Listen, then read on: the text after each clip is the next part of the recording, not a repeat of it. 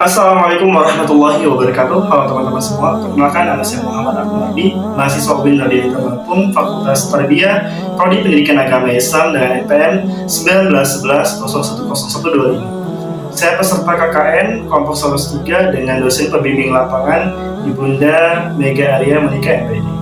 Teman-teman yang saya cintai, di sini saya akan menceritakan suatu kisah pendek yang berjudulkan tentang seorang pembunuh yang ingin bertobat kepada Allah Subhanahu wa Ta'ala. Mari kita simak videonya. Pada zaman dulu, hiduplah seorang pembunuh dari kalangan Bani Israel. Dia telah membunuh 99 orang. Pada suatu ketika, ia pun menyesali perbuatannya dan ingin bertobat kepada Allah Subhanahu wa Ta'ala.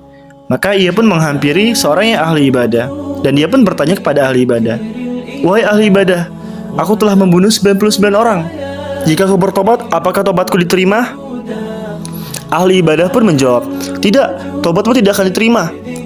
Mendengar jawaban yang seperti itu, si pembunuh tadi pun kesal dan langsung membunuh ahli ibadah tadi. Dan genaplah 100 orang yang telah ia bunuh. Setelah itu, ia pun menyesal perbuatannya lagi. Akan tetapi, dia pun tidak menyerah untuk bertobat kepada Allah Subhanahu wa Ta'ala. Maka ia pun menghampiri si ahli ilmu. Dan ia pun bertanya kepada ahli ilmu, "Wahai ahli ilmu, aku telah membunuh 100 orang. Bahkan di antara mereka ada yang ahli ibadah. Aku ingin bertobat. Apakah tobatku akan diterima?" Ahli ilmu pun menjawab, "Apa gerangan yang dapat menghalangi tobatmu? Tentu saja tobatmu akan diterima." Maka si ahli ilmu pun menyuruh si pembunuh tadi untuk pergi ke suatu tempat untuk dapat bertobat kepada Allah Subhanahu wa Ta'ala.